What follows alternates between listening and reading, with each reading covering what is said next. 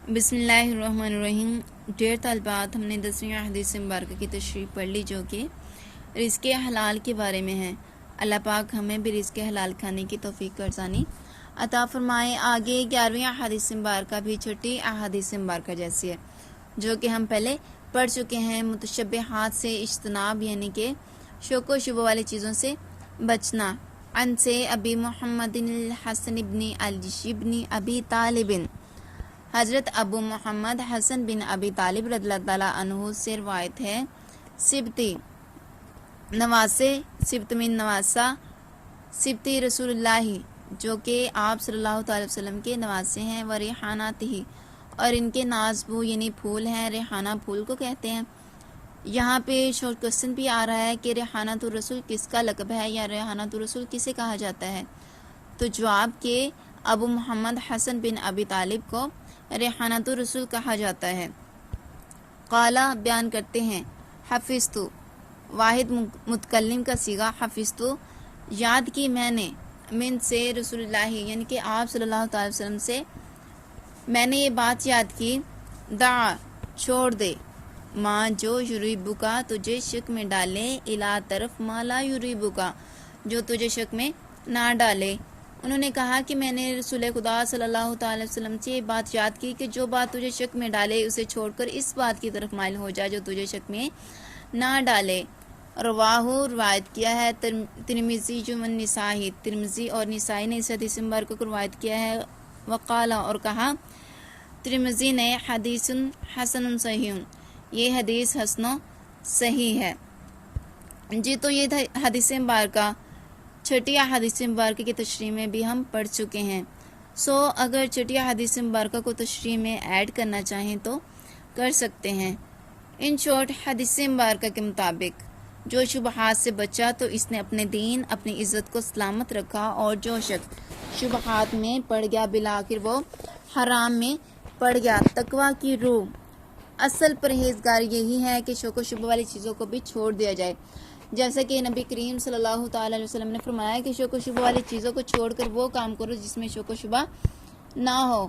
آپ صلی اللہ تعالی علیہ وسلم نے فرمایا کہ بندہ اس وقت تک پرہیزگاری کے درجے کو نہیں پہنچ سکتا جب تک ناجائز سے بچنے کے لیے بعض مباح چیزیں جائز چیزیں ہوتی ہیں، جائز چیزوں کو کہا جاتا ہے، یعنی بعض مباح چیزوں سے بھی نہ بچے۔ جب وہ مباح چیزوں سے یعنی کہ جائز چیزوں سے بھی بعض سے بچے گا تو وہ پرہیزگاری کے درجے تک پہنچ جائے گا۔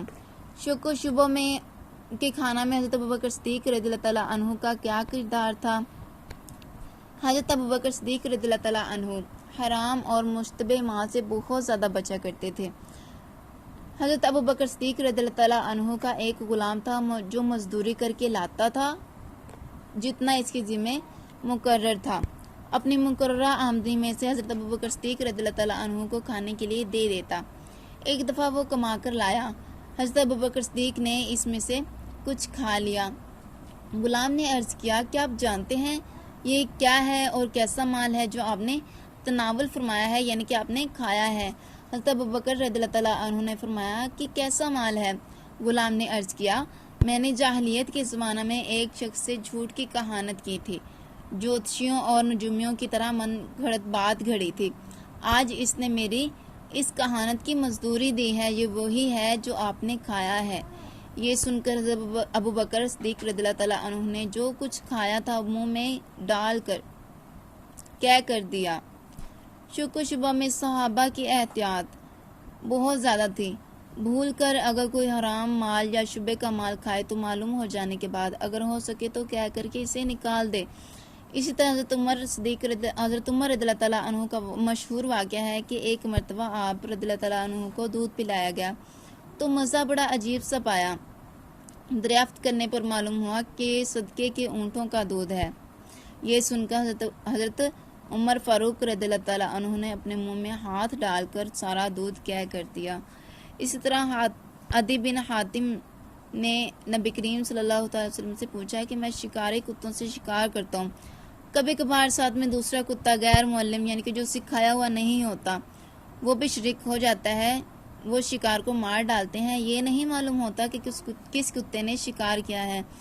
آپ نے فرمایا جو تیرے شکاری کتے کا کیا ہوا ہو اور بسم اللہ کہہ کر وہ کتا چھوڑا گیا ہو، اس کا کیا ہوا شکار حلال ہے، اور جب دونوں کتوں نے مل کر شکار کیا وہ شکار مر گیا تو تم اس کو مت کھاؤ کیونکہ تمہیں خبر نہیں ہے کہ کس نے شکار کیا ہے۔ تو ڈیئر اسٹوڈینٹس، مزید تشریح کے لیے حدیث نمبر 6 کا اگین مطالعہ کریں۔ اللہ حافظ۔